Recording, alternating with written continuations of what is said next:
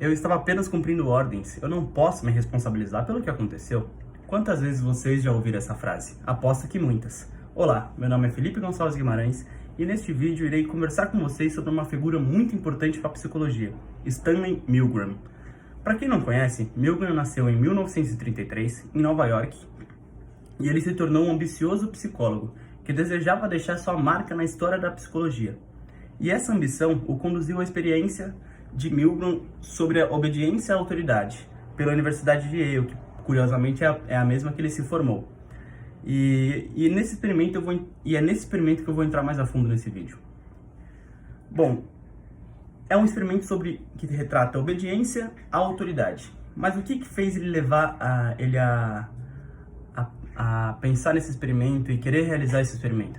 Bom, Milgram pensava o seguinte: se existem tantas pessoas boas que nem eu no mundo, por que existiram movimentos hediondos como o nazismo? Por que pessoas cometem crimes hediondos? E o que levam a eles fazerem isso? Bom, nesse experimento, o que ele fez? Ele colocou uma autoridade por trás de um experimento, então tinha uma pessoa por trás, permitindo que tudo acontecesse. Permitindo que o que acontecesse? Bom, ele pedia para que professores, que no caso eram as pessoas que ele estava estudando, as pessoas que ele estava fazendo o experimento, sentassem em uma cadeira e à frente dessa cadeira tinha uma máquina de dar choques. Mas dar choques em quem? Era assim: o professor fazia perguntas. Numa outra sala havia uma pessoa inocente, no caso, que ele não conhecia, recebendo choques caso ele errasse a pergunta que o professor fez, né? E o professor tinha que apenas apertar um botão, o botão do choque. Errou a pergunta, pá, toma choque, entendeu? E a cada pergunta que ele erre, o choque era maior, a punição era maior. Mas, o que leva alguém a apertar o botão do choque? Ninguém é obrigado a apertar o botão do choque. Foi isso que estava instigando o Milgram, e foi isso que levou ele a fazer esse experimento. E tá bom. E ao longo do experimento, ele foi notando que era sempre um padrão. Em média, 65% das pessoas continuavam apertando o botão, continuavam punindo outra pessoa, gerando riscos à saúde da outra pessoa. Apenas por quê? Porque eles estavam sujeitos a uma autoridade, eles estavam passando a responsabilidade do ato para uma pessoa que estava acima. Então eles não se sentiam responsabilizados pelo botão, eles não se sentiam responsabilizados por ferir outra pessoa. Ah, mas é você quem está apertando o botão. Não, mas é você que está falando, siga em frente.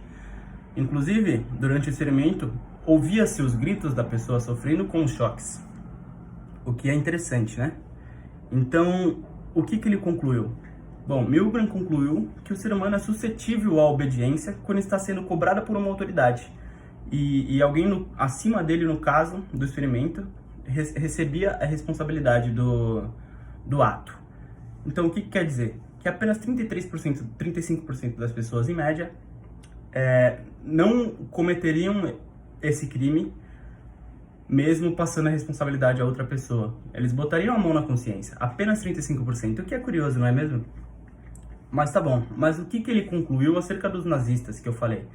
Bom, sobre os nazistas, ele concluiu que não eram todos psicopatas, mas sim parte desses 65% das pessoas que realizam atrocidades por terem passado a responsabilidade do ato a alguém, ou seja, no caso Hitler, por exemplo. Então, só estavam cumprindo ordens, o que, na minha opinião, é um absurdo, né? Não é válido e não é discutível. Mas tá bom, foi um experimento muito, muito interessante e Milgram morreu em sua cidade natal, Nova York, em 1984. Bom, mas e aí? Com esse experimento maluco, achou que ele conseguiu deixar sua marca na psicologia?